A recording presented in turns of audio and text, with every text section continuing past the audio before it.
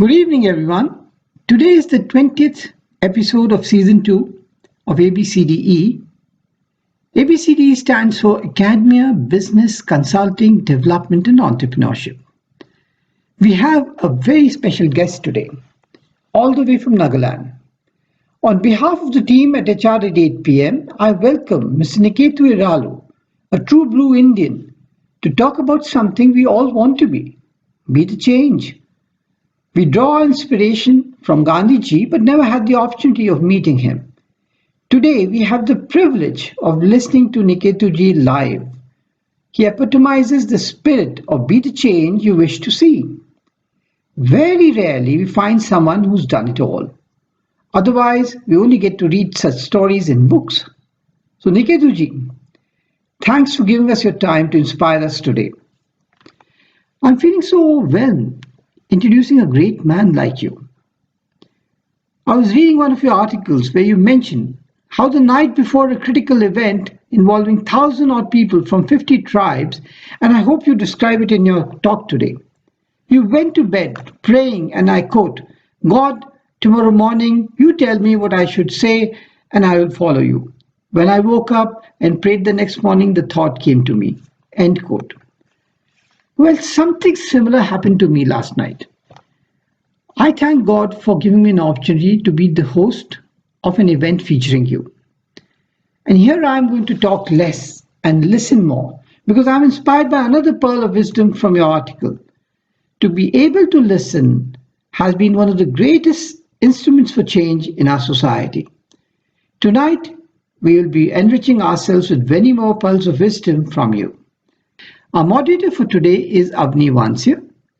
She will soon introduce Mr. Niketu Iralu in more detail to the audience. Avani is an HR professional with 18 years of experience, 15 of them with L&T. She is currently pursuing an executive master's program of change from INSEAD. She is champion of gender diversity and inclusion, cultural transformation enthusiast, talent facilitator, and a passionate storyteller. She had attended one of Niketuji's sessions recently and found it very relevant from the point of societal change. She was associated with the Initiatives of Change organization and reached out to Niketuji through a common contact. It's very kind of Niketuji to agree to share his experiences in this forum of HR at 8 p.m., which happens to be the brainchild of Indranil Banerjee. Before I turn over the floor to Avni, I'd like to inform you that this session is being recorded. In order to keep the background noise to a minimum, the mics have been put on mute and the moderator will take up questions on your behalf. Please keep writing in the chat box. In case you want to ask the question yourself, please raise your hand and your mic will be unmuted. I'll be summing up after the Q&A round is over. Before Avni introduces Mr. Iralu, I'd also like to mention that the HR fraternity lost a very distinguished and respectable gentleman, Mr. Kamal Singh, on 26th October. In his memory, I would like to propose a 30 seconds morning session, starting now.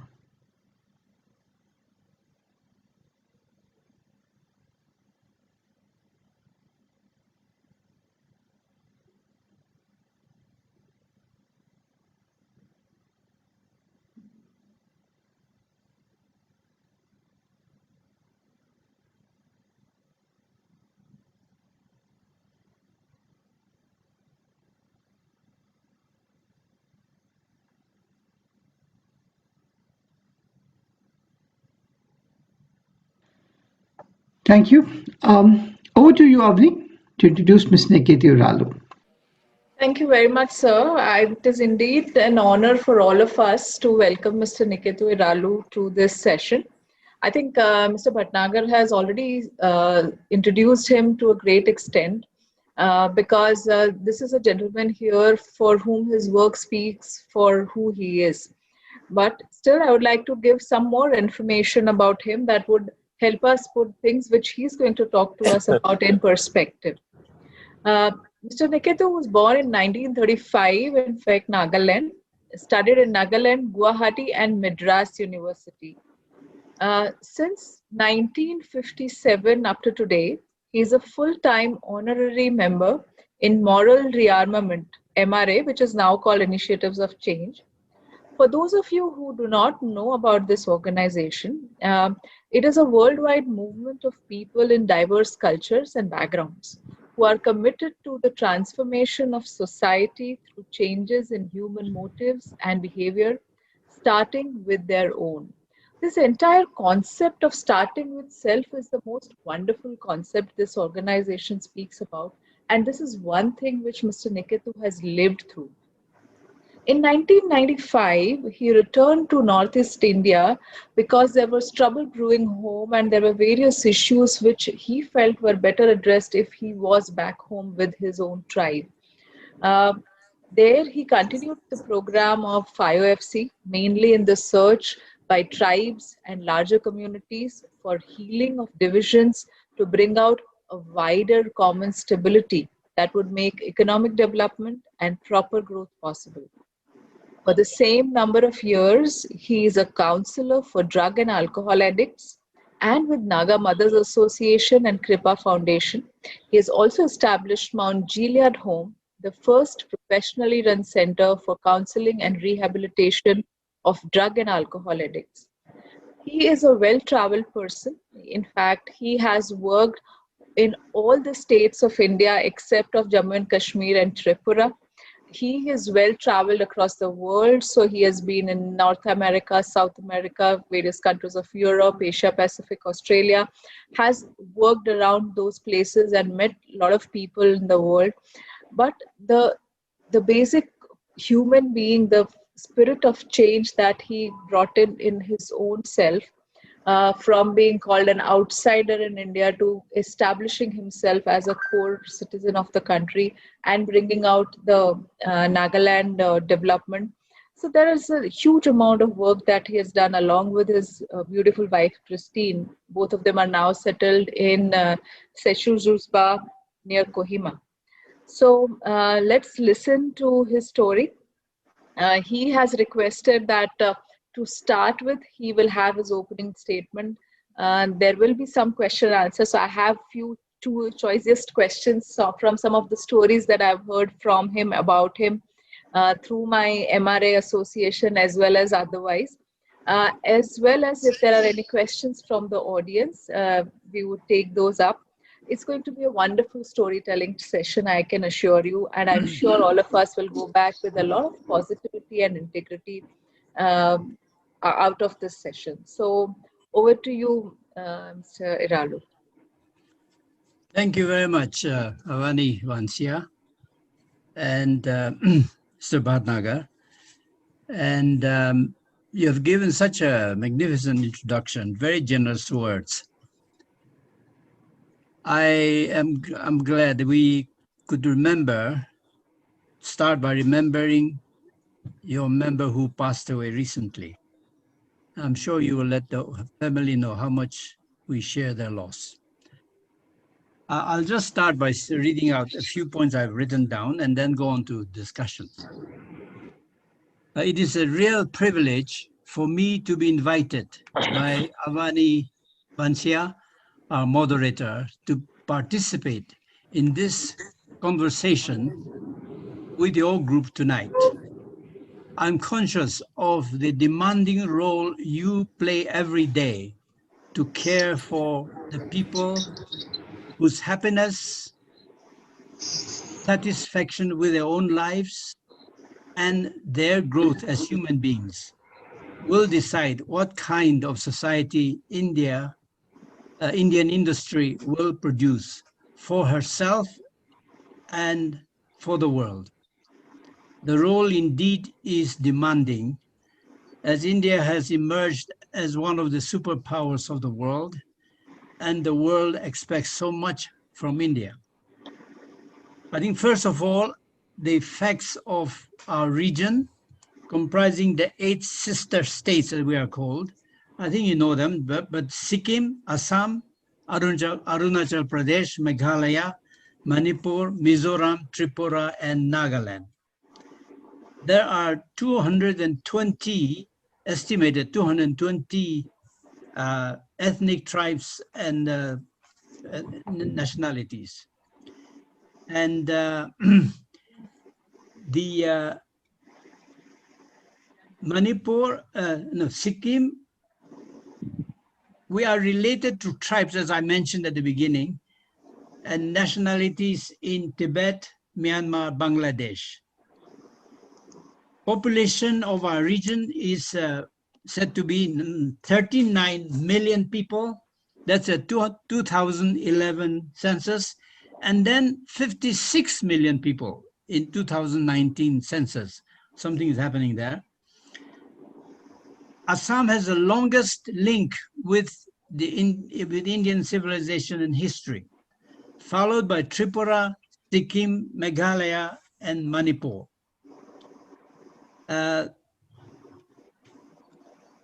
The isolation of the Nagas, Mizos, and the people of Arunachal from the rest of Asia, from all our neighbors, was near total for many, many centuries.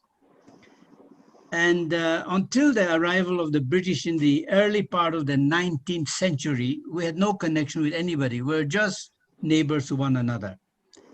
And that's from where a lot of our troubles come today. There are so many facts that we can discuss, but we have no time. So I would like to say that the main point I want to draw your attention to is this: the struggle for aspirations of the various communities that you've heard about. They have produced so many mistakes, because when human beings struggle for their aspirations, they make mistakes immediately. In our case, we are required to respond to so many changes. We make mistakes all the time because we have no experience from the past. The result is we begin to be divided among ourselves. And today we have become a very divided communities within ourselves. And unless the wounds and the hurts we have caused to one another, unless they are healed by our own change in ourselves, we can keep blaming the rest of India or somebody, or blame one another. But the result will be we can produce killing fields in due course, like what happened in Cambodia, or in Sierra Leone, or Liberia, or Rwanda, and Burundi, Uganda, all that you know. I find that in the latter part of the 20th century, the world suddenly realized that things can suddenly go very wrong, and killings can go out of control. And this is the thing that I tonight want to draw our attention to, this thing that can happen. And we are very near to, as I said, we are part of Burma in many ways. And what has happened in Southeast Asia, we know. And I do not want to see that Northeast India will become part of that kind of unmanageable crisis and violence and destruction. It can happen. The thing to do is that we bring healing to the hurts we have caused to one another. I think that's why. Because if we can do that, the communities of Northeast India were related to Sikkim, were related to Bhutan, were related to Nepal in all kinds of ways, right up to Ladakh. We can be a bridge between the huge civilizations of India and China. We are part of them in different ways, or we can be destructive, cause destructive situations where instability can make development impossible, and then you know what that can happen.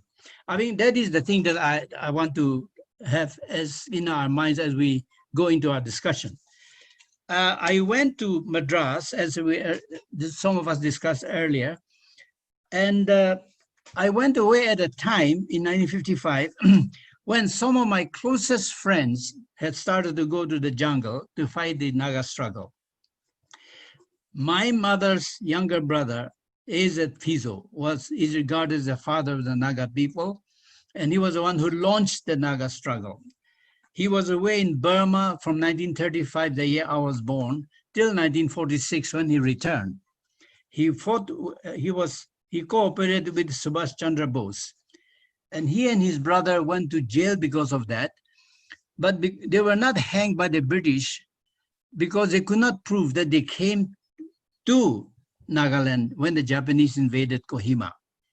And the Battle of Kohima you heard about, that's when we began to experience great changes impacting us, and we not knowing how to respond to them.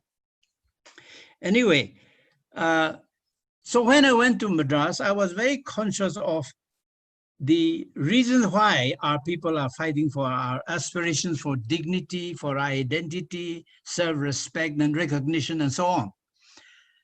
At the same time, I was very conscious that we were just emerging as people, and we had no experience to confront the world, and we had a lot of unhealed fears, hates among ourselves, and then deep resentment against the rest of India because of what had started to happen. And it was at that time that while my friends went away to the jungle, I was meeting new ideas.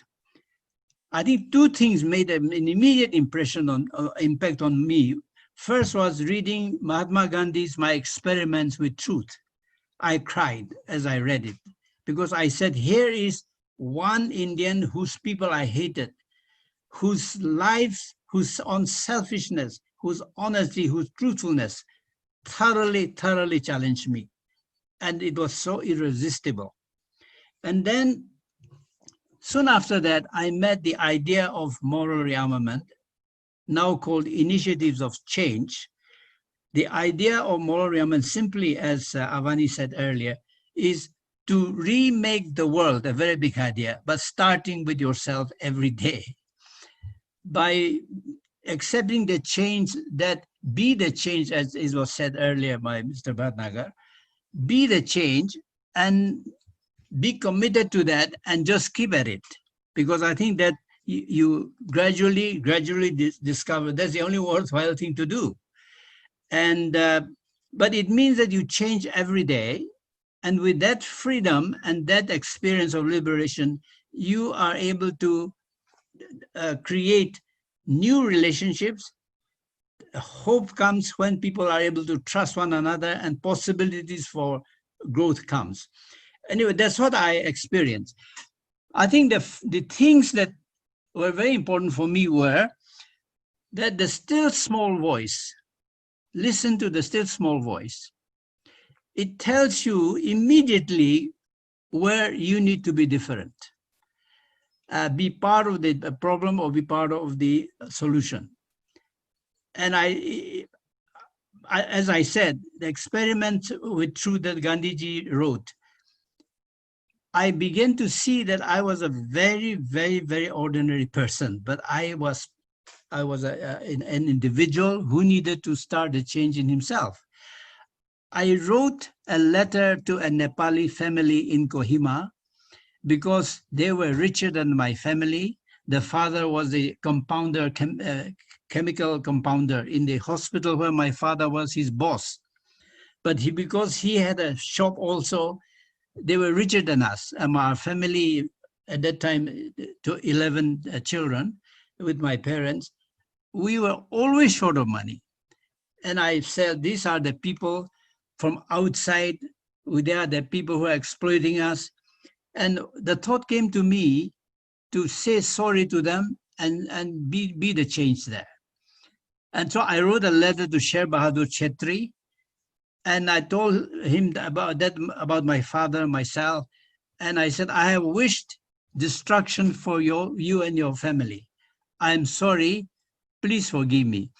I am wrong, I'm sorry, please forgive me. There's three magical words.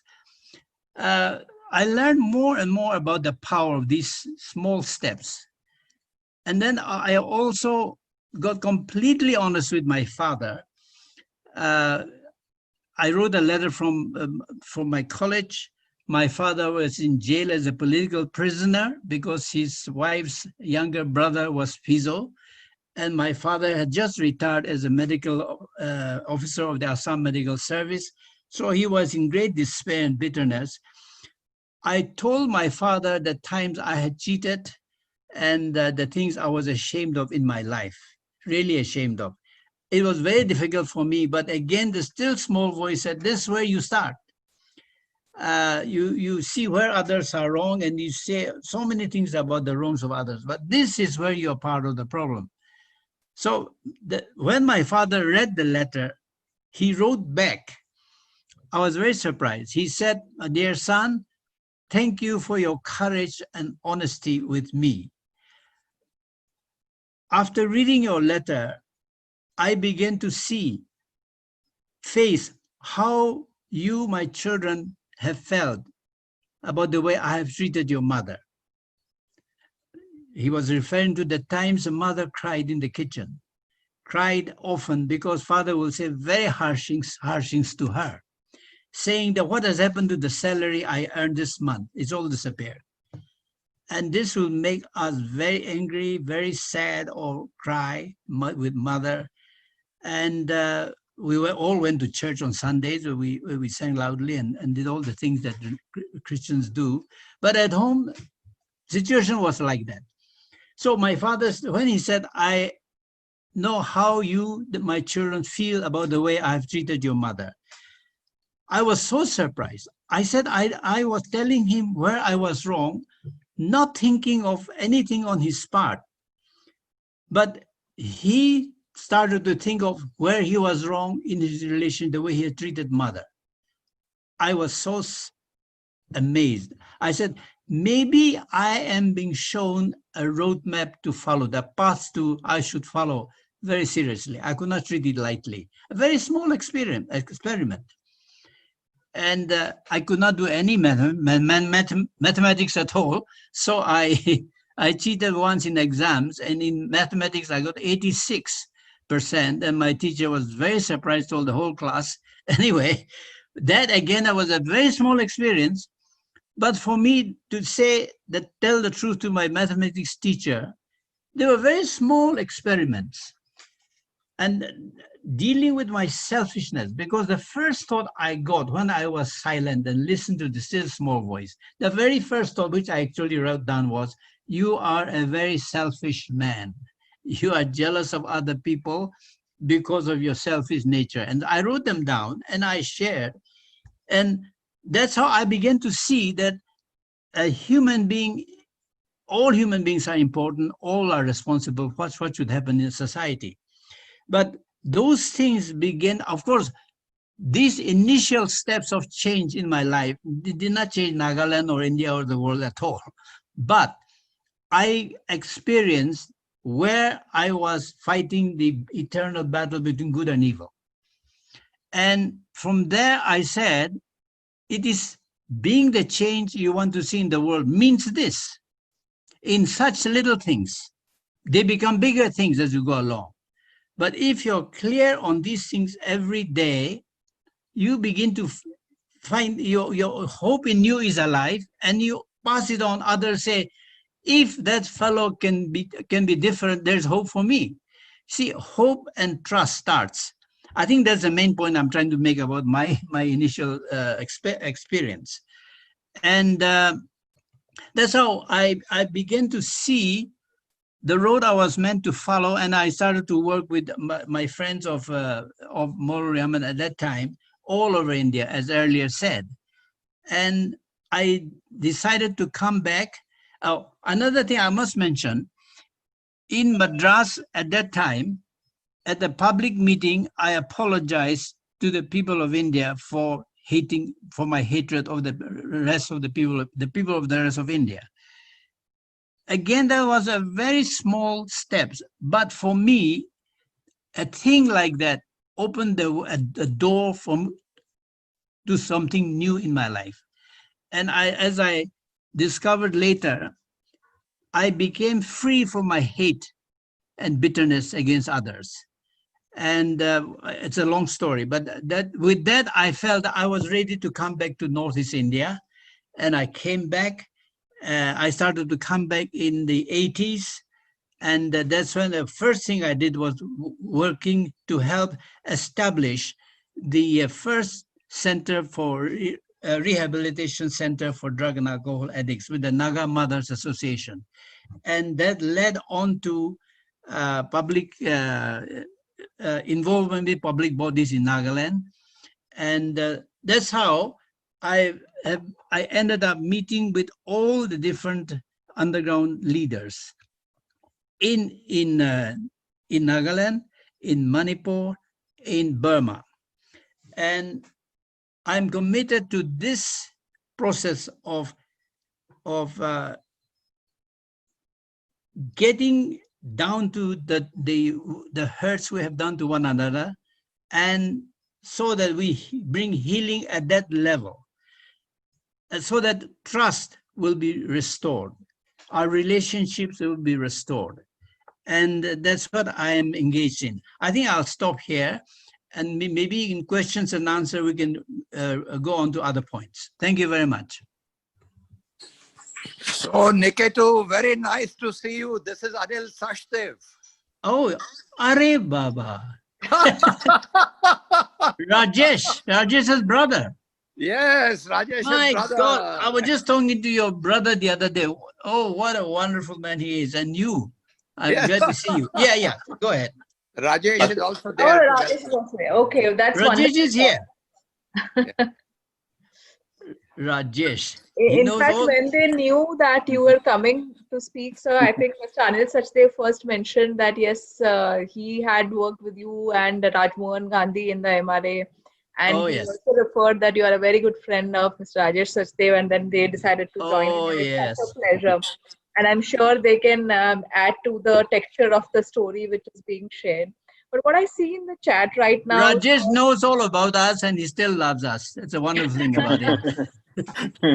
I think that's the beauty which your story is all about, isn't it? I mean, to acknowledge your inner voice, to speak that, whether it says the positive story or the challenging or rebellious story. In the chat box, we are getting so many responses saying that the honesty with which you are sharing is astounding. I remember what you've shared at many places. You actually refer it to Robotor, but you say that hurt, when it is not transformed, gets transmitted. I think the Naga reconciliation story, which Mr. Bhatnagar mentioned in the beginning, also probably somewhere has these roots. You shared a lot of story in terms of sharing when you were hurt, and when you're holding it in yourself, it was creating negativity. But when you apologized and spoke out to the other person and reached out, and that made you free. And that made the whole relationship better. The trust got established. It started, the entire story of you coming back.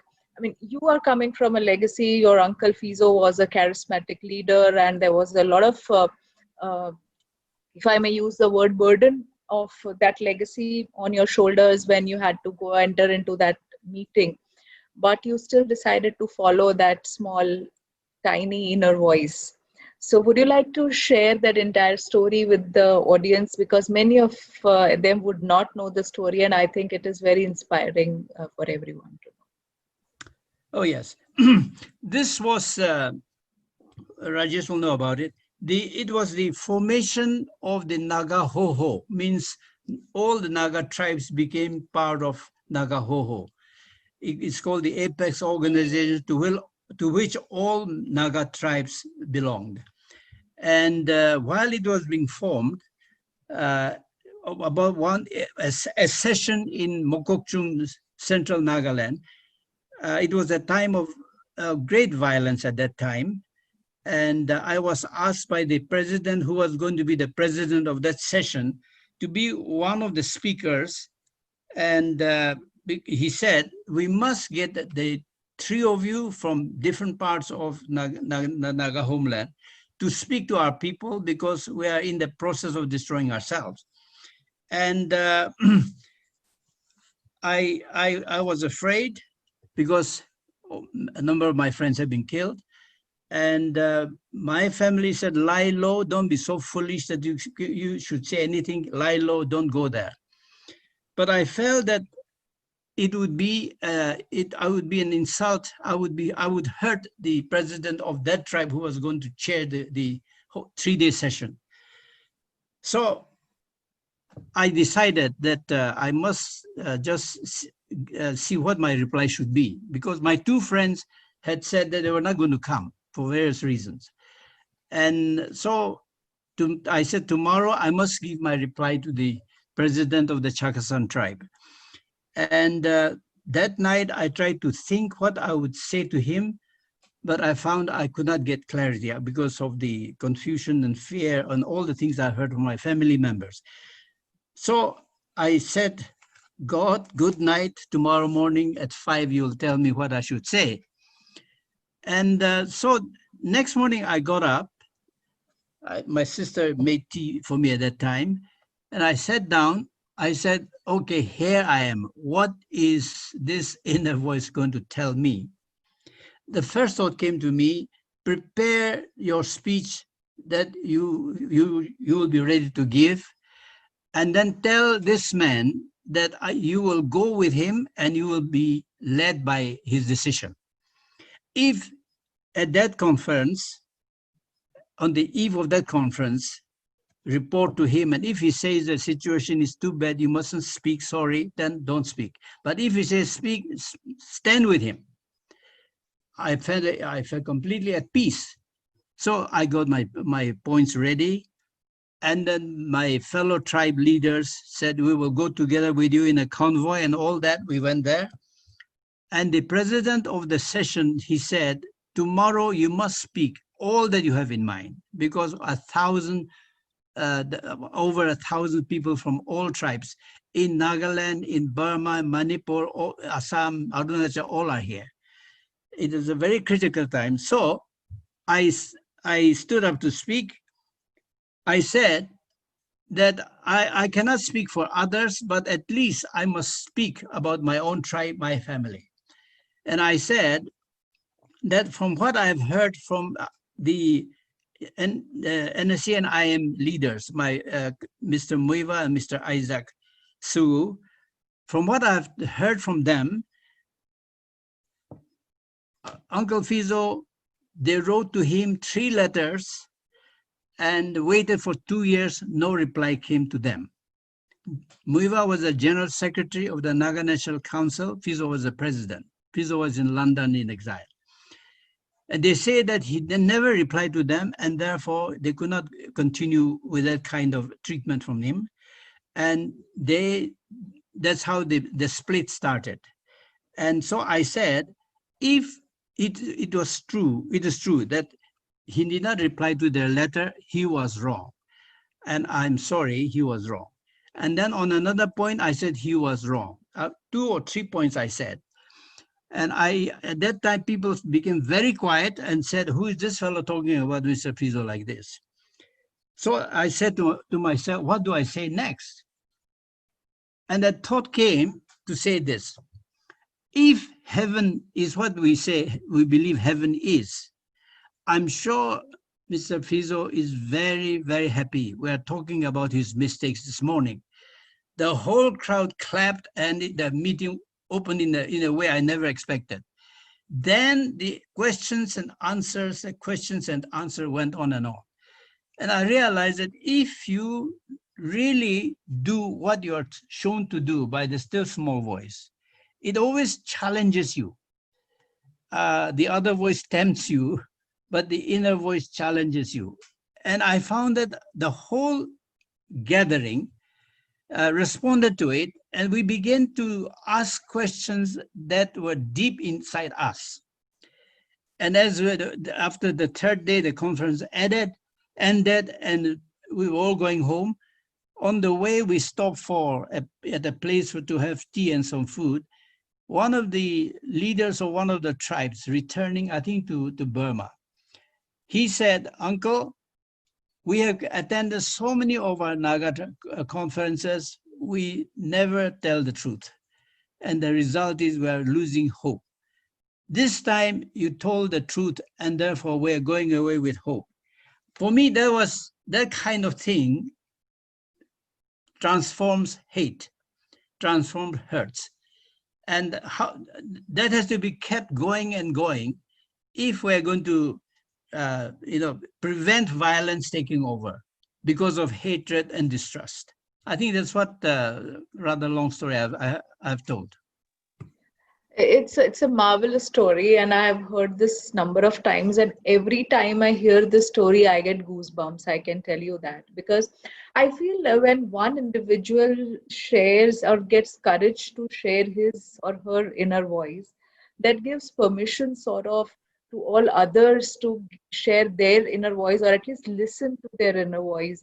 A lot of us in this group are HR and IR professionals, and we keep talking about building trust.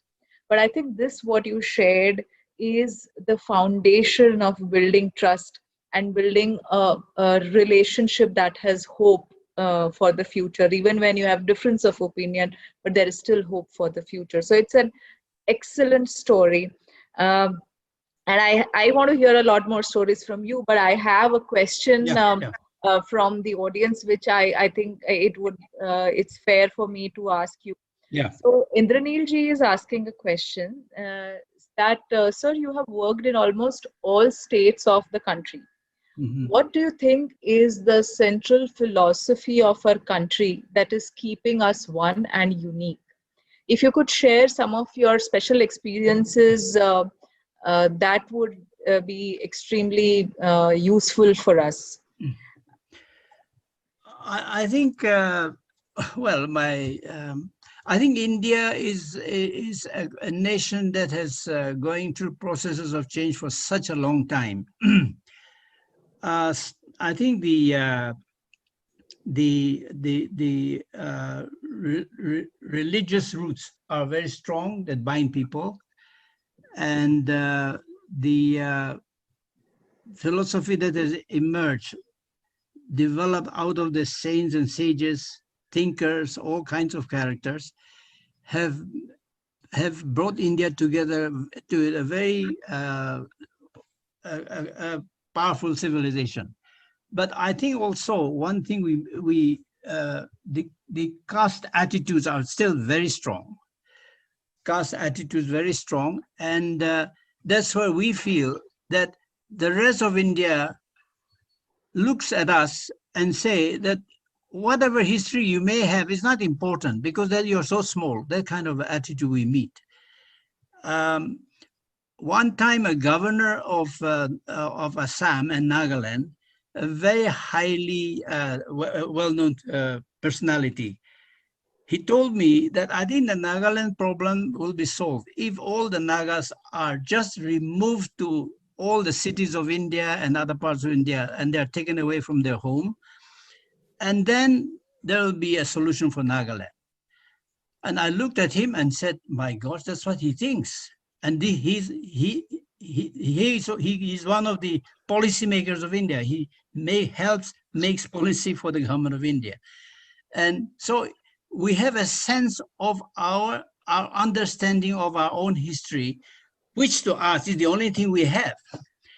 And if we are deprived of that sense of our own identity, we will just end up creating troubles and nothing else, only trouble and troubles. And we will be the one who will be destroyed, not others.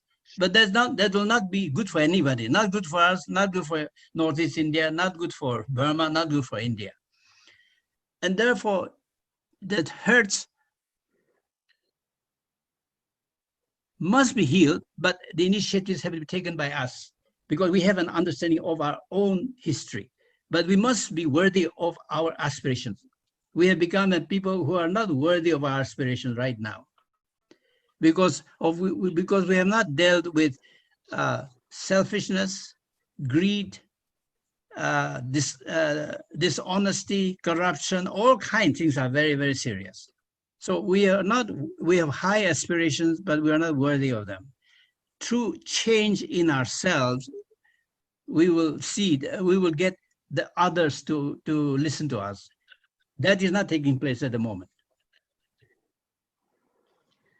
So I think it's very expansive answer that he has given, and probably he has already, while sharing it, shared his own expectations from all of us in terms of if we want to live the life of our aspiration, that's the distance we have to travel.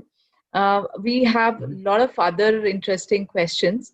One which is right in front of my eyes is from Dr. Akhil Basrai. He says that uh, how did you deal with the small voice when you started hearing it for the first few times? I'm sure over a period of time it would have become a practice, but those first few incidences, there must have been a battle between should I not? So can you share a little bit about it?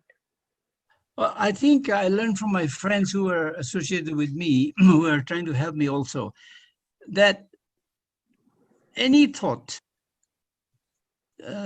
pays enough attention to them. And the thought, as I said, that came to me dealt with my selfishness,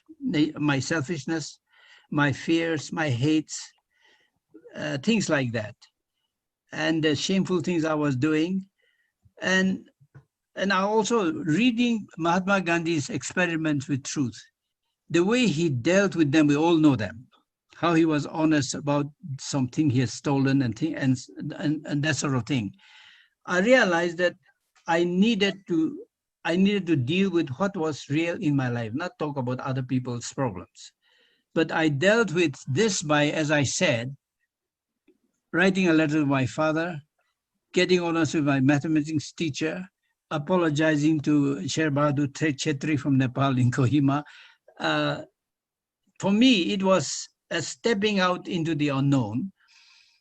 But I think if I had not done that, I would just be full of ideas that will not help nobody, and not certainly not help my people. I think this is a wonderful I think message. obedience. I think it's a wonderful message, and if I may take this liberty, I think if all of us who are in the audience today, whatever small number we have, if all of us can try and do one act of listening to our inner voice and working on that, I think that would probably be the best response and tribute to Mr. Niketu Iralu, what he's speaking. I think that one small action has a lot of potential, and I'm sharing it by experience, that it really gives courage. Now, again, for want of time, there are two questions which are more talking about the philosophy. So I'll just put both the questions together, and probably so you may like to respond. So one question is that what message you would like to give to the youth with respect to your philosophy on hope, trust, courage, and change.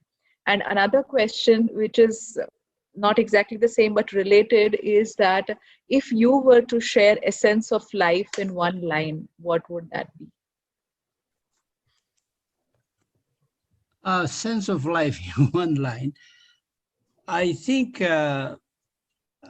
be willing, be open, and be willing, and be honest. That curiosity, that willingness, I think willingness opens up the whole world. And you will see suddenly everything becomes very full of possibilities. But if you say, no, I will not do that, no, I will not do that, no, because of my hidden agendas, nothing happens. I think that would be my sense of life. I think in our rehabilitation center, we have a notice on the wall for all the addicts who are trying to recover. We call it the HOW formula of life, HOW, honesty, openness, willingness. Wow. And I find that willingness can open things up, or it can kill everything. I think that's an interesting, and I think this is an acronym which we can put on our boards: honesty, openness, and willingness. all in the right direction. And I like it that it starts with honesty, because it sets the direction, and after that, openness and willingness. I mean, if it was the other way around, it would actually be taking us in a totally different direction. Yeah. Right. One more question I would like to take. Just one moment. And the response is pouring in, sir, in terms of how this is an excellent story, serving for well-being of all. I think I'm missing one question in between, which I'm trying to locate. Okay, so you have been inspired and impressed by Mahatma Gandhi, so much so that for your honeymoon you and Christine went to Porbandar. Actually, you came to Porbandar, right? So that really speaks of how impressed you are with the philosophy of Gandhi, and you also said it in so many words in your opening statement. So if you had to talk about one message from Mahatma Gandhi which has lived by you and which you think is the most relevant in today's time. Well, I think be the change, as we said at the beginning. He said, the still small voice is the only tyrant to whom I bend my knees. I think that is the challenge to everyone. And what can happen if we will adopt that and say that I will learn to rise to that calling? I think what will happen to our society? The still small voice is the only tyrant to whom I bend my knees. I would say that is the fascinating challenge every day. Otherwise, in no time, I'm a slave of myself immediately. True. So I think that still small voice is something which is coming up very strongly, and of course, it helps you be the change you really want to see. Indranil ji has posed a second question, which he had already posed earlier. I couldn't take. This forum is predominantly of HR professionals. How do you think we could support industries and professionals of different states of 7 sisters, 8 sisters actually? Any touch points for each of the states? Or for each of our states? Yes. Or collectively, I mean, whichever you feel appropriate. Well, I think we have to start with building up a network of people who are committed to the idea. And then concentrate on the growth of each one. Then something can happen. Otherwise, we all live with just wonderful slogans. I think that's what we have, an interesting group of young people. They call the outreach group. They come from all the different states of, most of the different states of Northeast India. And they also come from as far as Ladakh, Nepal, and that far, and Tibet. And what we are doing is going to each of the different districts, different states, and to discuss how we bring change to Northeast India, which we've not done before. We've only been shouting our slogans for ourselves, and then call buns to one another when we don't like our neighbors. But we realize that's not sustainable at all. So there's a deep understanding, awareness that we must create a wider common stability, as I said earlier. And for that stability has to be created by the change in all of us. And that will make us all responsible for one another's growth. We're not growing. We're just becoming more and more corrupt. But that sense, I find, is something in the nature of human resource development. But our house in Zubza, our house is called Karanyaki in my language, means a house for listening. The only point I have to say that my wife often says that, the name of the house is house for listening, you're talking all the time.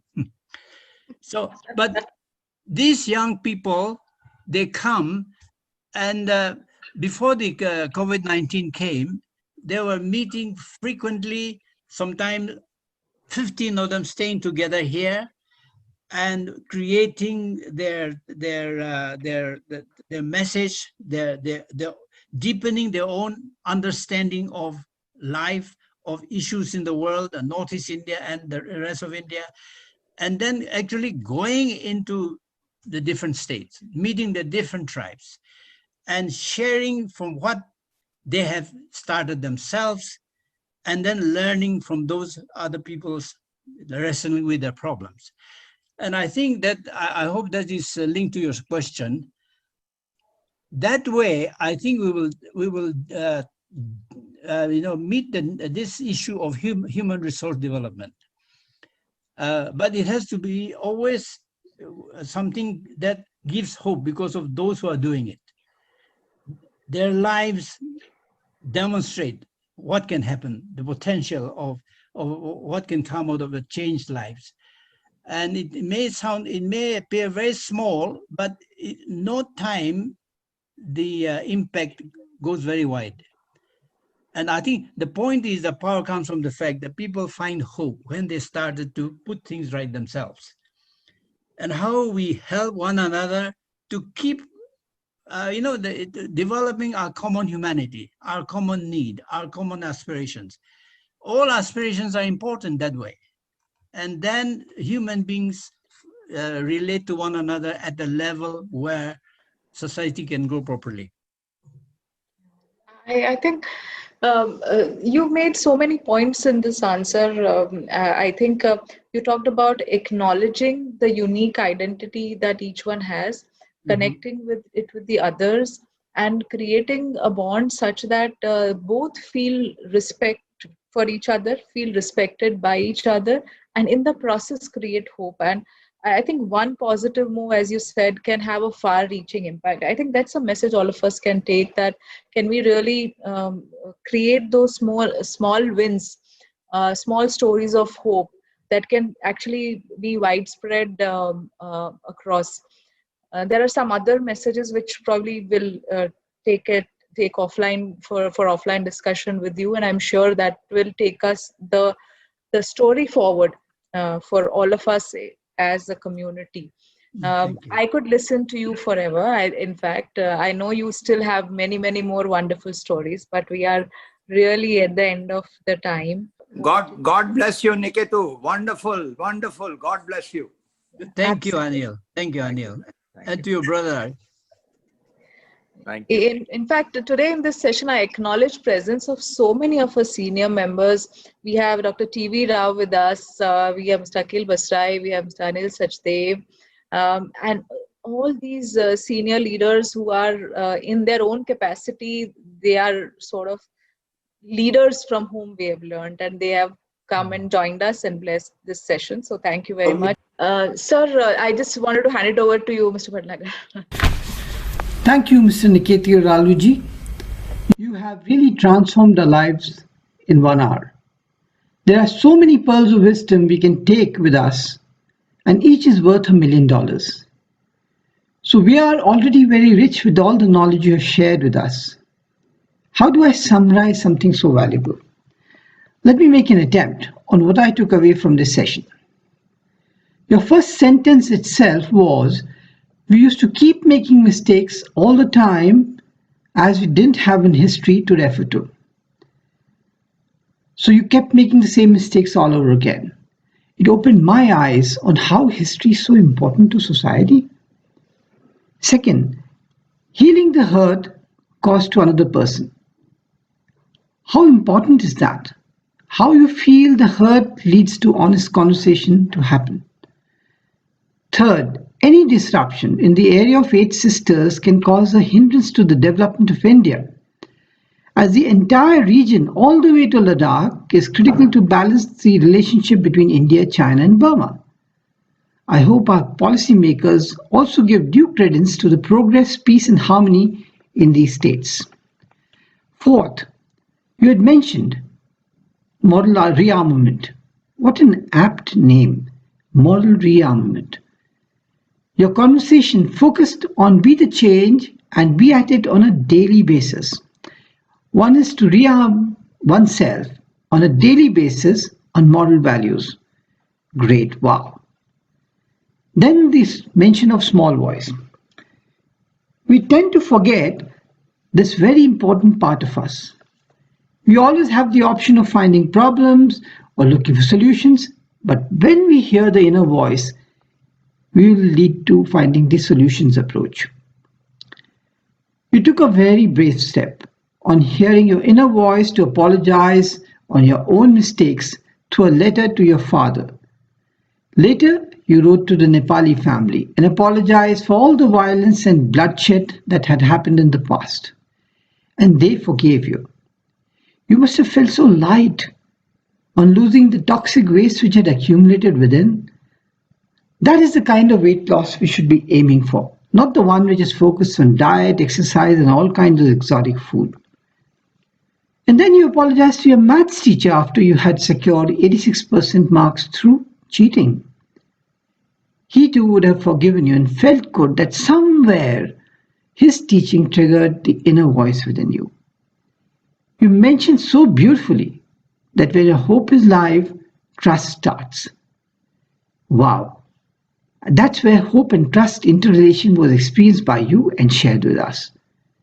I hadn't used the two words in one sentence. I learned from you now. Avani mentioned that what is not transformed is transmitted. That's what the world is suffering from right now. We're not transforming, and every hurt is getting transmitted from one generation to another, one caste to another, and don't seem to be getting anywhere. Then came the famous example of you lining up to give that speech to 1,000 odd people in the midst of lots of external voices, which you didn't hear or didn't care. Your friends were asking you not to go, yet you went and spoke freely. You apologized and you created that humor, and suddenly our honest conversation started. That change happened because you had earlier transformed from within by the apologies that you had rendered, and that's where the honesty came from within. I'm a great believer in the energy and wave theory, and I do believe that your vibes reached across to a large populace and made a difference in their lives. Otherwise, there's so many good orators around, speak very well, get a rousing reception to their speech, but nothing happens after that. Speech ends, and that's the end of story. No impact, no change. I think you made the impact because you made the change within you. Finally, I was very impressed on how you elaborated on how HOW, honesty, openness, and willingness. That's a mantra we should all take forward. Now, I have one question for you. I've already gathered the pearls of wisdom which I could. There'll be many more. I'd like to know, how do I reach Nagaland? What's the best way to reach Nagaland? We are all talking of integration and would like to smell the air there. If you could go to Madras, I am motivated to come to Nagaland. Come to Calcutta. All our flights come to Calcutta. And then from Calcutta, after 1 hour's flight, you are in Dimapur, Nagaland. And Dimapur airport is 51 kilometers from our home on a hillside in the forest. Okay, fantastic. Calcutta, Dimapur, Kohima. Kohima. Yeah, Dimapur is our small airport where the flights come. Or you can, if you're in Delhi to Guwahati, direct flight, and then now we don't have a flight from Guwahati to Dimapur. That's why. That's Calcutta is yeah. the best route. Yeah, but let me know when you're coming. I'll help you. Mr. Iralu, whenever you're coming to Delhi, there'll be a number of people wanting to meet you to have a coffee pe charcha. So do think of us and make a program. Thank you. Thank you. I think this is a beautiful integration, have the Indianness in all of us, right? I mean, when we meet people and then we instantly become friends, and the next thing we say is, "Ki aap hamare ghar aaye. Please come to our home." So we want to find way to your home, and we welcome you to all the homes all across India that have been there in the session today. I'll be noting down and sharing with you where all people participated from. So when you come down to our part of the world after COVID, do let either Avani or Atul know, so that we'll have the privilege to meet you, sir. Sure. Thank you, sir. Thank you so much. Very generous words. Thank you. And we'll serve you South Indian food, don't worry. Oh, gosh. Oh, gosh. Thank you. We would like to formally present a vote of thanks. So, in fact, Mr. Niketu, sometimes when people are not sure where he's from, he shares, he gives notations and says that he's part of this triangle from where 8 Nobel laureates have come. So That's today we are saying that we are from one quadrilateral. We have Mr. Bhatnagar from the very north. I am from the west, you are from the east, and the person who's giving vote of thanks, Mr. Ravindra Verma, who is a consultant in learning and development. He is from down south, so I would invite him to close the India loop and present a vote of thanks. Niketu ji, namaste. Namaste. This evening we are all blessed. On this Friday, 29th of October, I thank God for giving me an opportunity to listen to you. You are such a honest, committed, inspirational intellect who preached peace and non-violence. Without any hesitation, I may be permitted to call you as Mahatma of Northeastern India. My gosh. Beautiful. Beautiful. I request all of you to make a clap. The hardship you have gone through in your childhood days, we read in your articles, in your interviews, we have listened to you, and I request all the participants to keep listening to all his videos, which are so inspirational that we are all privileged to see him live today. You listening to the small voice, feeling the wounds and hurts of the underprivileged, and working for almost 5 decades for their healing. Your service with MRA, initiatives of change, making all the tribes to come together, working together, transforming, understand one another, making the world come to know about the neglected region, dealing with the social issues and whatnot. You have touched every corner. We promise that we shall take inspiration from your life and start doing good to this world. The inspirational we draw from today is giving is living, living is giving. Thank you so much for your time, sir.